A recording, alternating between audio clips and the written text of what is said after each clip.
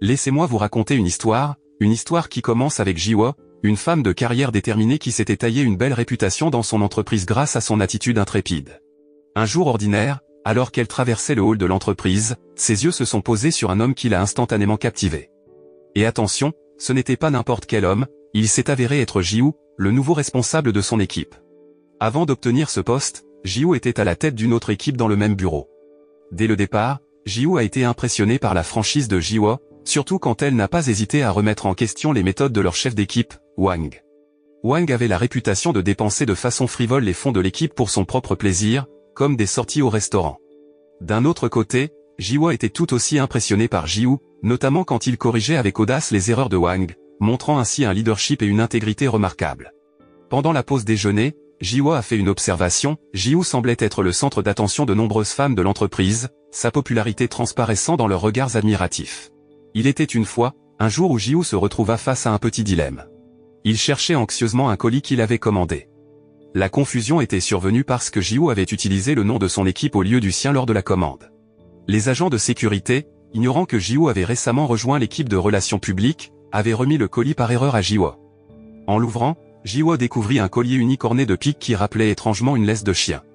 Jiwo, la voyant avec, récupéra précipitamment le collier, expliquant qu'il était destiné à son chien de compagnie, Mio.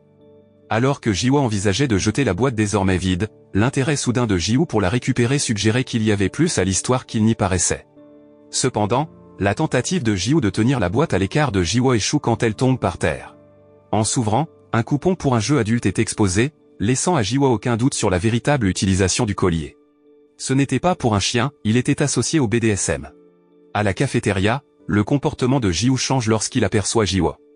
Il agit de manière inhabituelle, semblant à la fois anxieux et indiscipliné.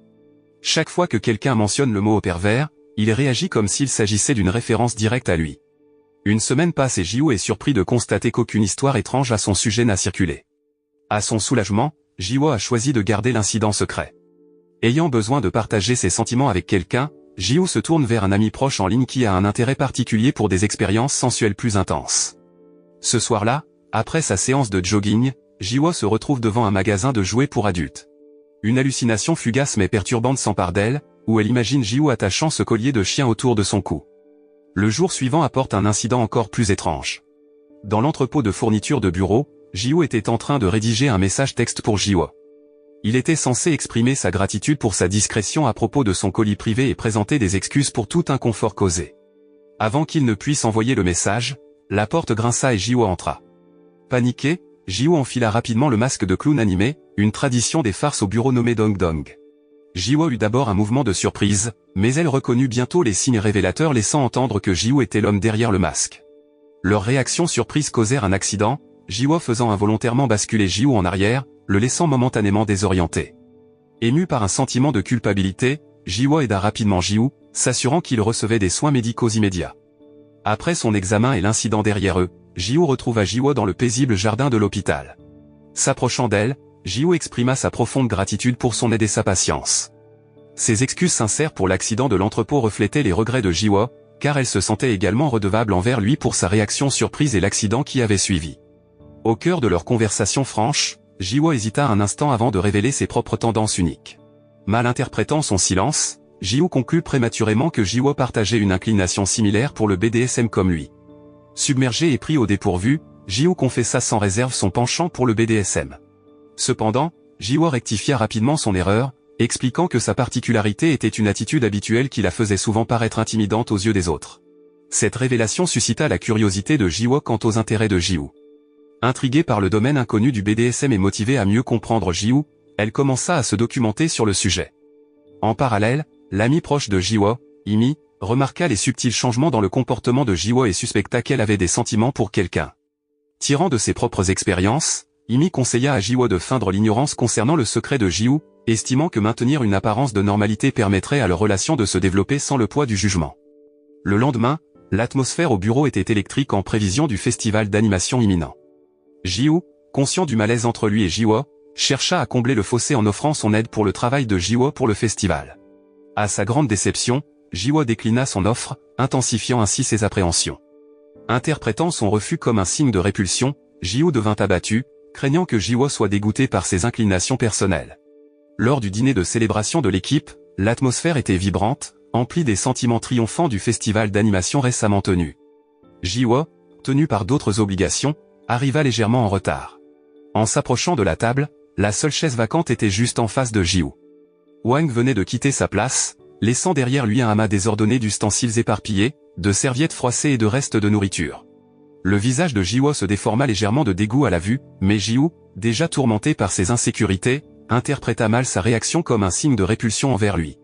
Plus tard dans la soirée, alors que Jiwoo attendait son taxi sur le trottoir, son attention fut détournée par le son incontestable de quelqu'un sanglotant à proximité. À sa grande surprise, la source des cris de détresse n'était autre que Jiwoo, le visage rougi par l'alcool et les yeux rouges de larmes. Inquiète, Jiwoo s'approcha de lui, cherchant à comprendre la cause de sa détresse. À travers ses sanglots alcoolisés, Jiwoo révéla la source de ses insécurités, sa relation précédente avec Anna avait pris fin en raison de ses inclinations sexuelles uniques. Le poids de ce rejet, combiné à la supposée répulsion de Jiwoo, l'avait profondément affecté émotionnellement. Jiwoo, réalisant la profondeur de la douleur de Jiwoo, chercha à le réconforter. Elle lui assura qu'elle ne portait aucun jugement ni dégoût envers ses préférences. Jiwoo souligna que tout le monde avait ses propres bizarreries et tendances uniques. Ses paroles, sincères et bienveillantes, percèrent l'ivresse de Jiwoo. Submergé par sa compréhension et son acceptation, Jiwoo, dans un moment de vulnérabilité et peut-être influencé par l'alcool, fit une proposition audacieuse à Jiwoo pour s'engager dans des dynamiques BDSM avec lui, cherchant à ce qu'elle assume le rôle dominant. Cependant, l'hésitation de Jiwoo était évidente. Le monde du BDSM lui était inconnu, rempli de subtilités et de complexités qu'elle n'avait jamais explorées auparavant.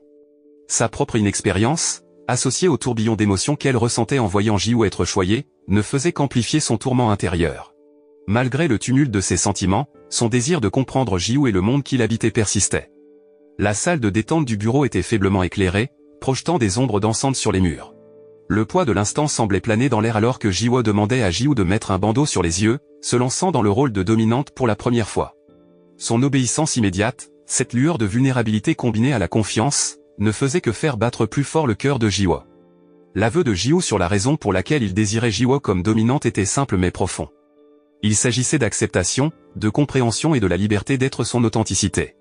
Le cœur de Jiwoo se serra en entendant cela, percevant la profondeur de sa vulnérabilité et son désir d'une connexion qui transcende les normes sociales.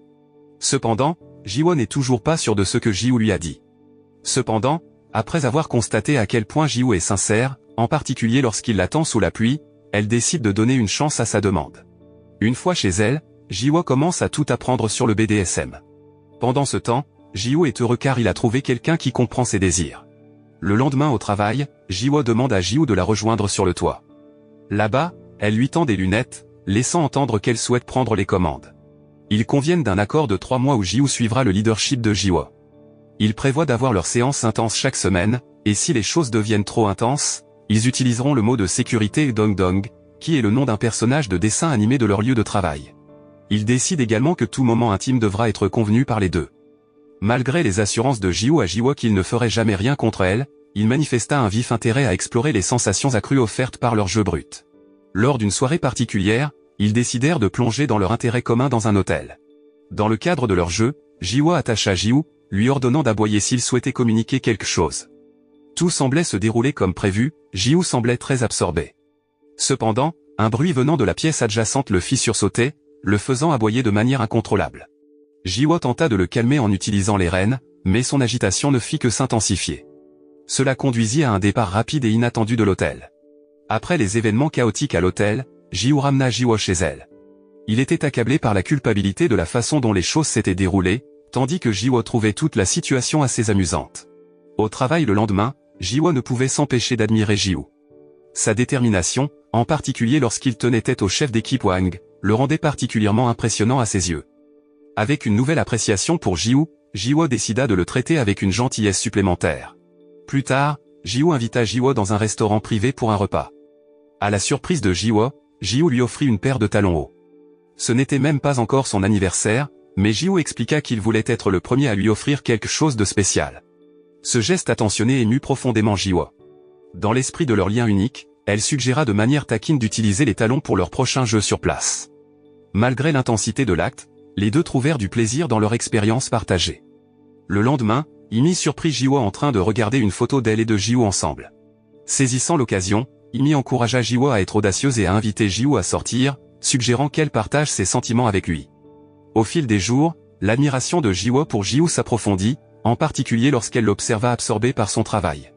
Lors d'une réunion de routine, l'équipe apprit que le stagiaire, Han-Sol, était maintenant employé à temps plein.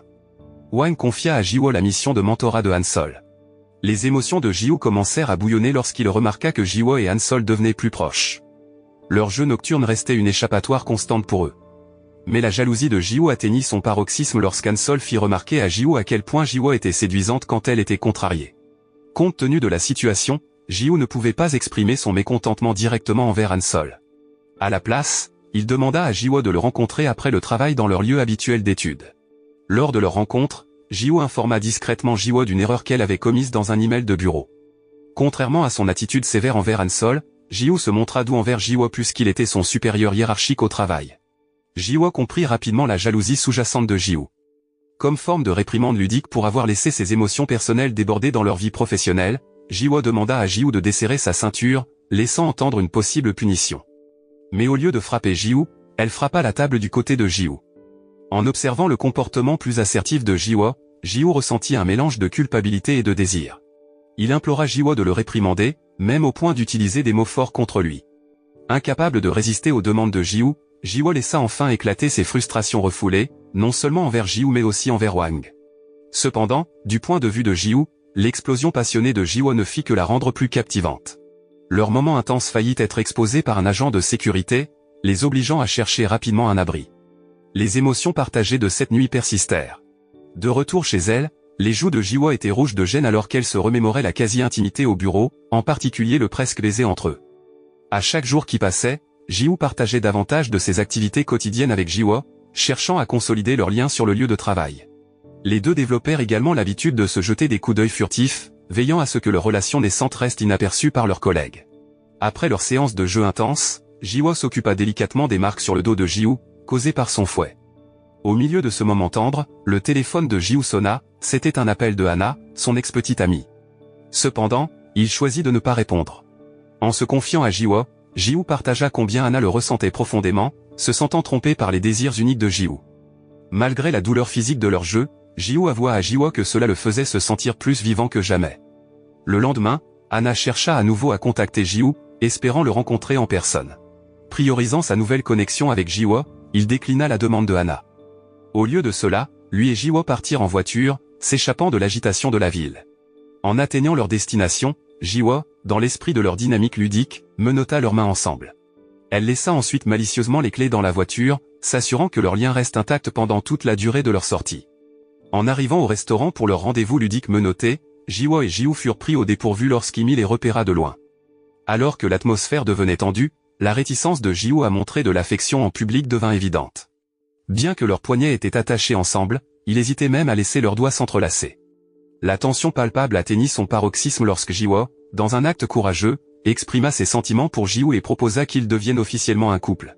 Cependant, le passé traumatique de Jiwoo avec Hana jetait une sombre ombre, l'empêchant d'accepter la proposition de Jiwoo.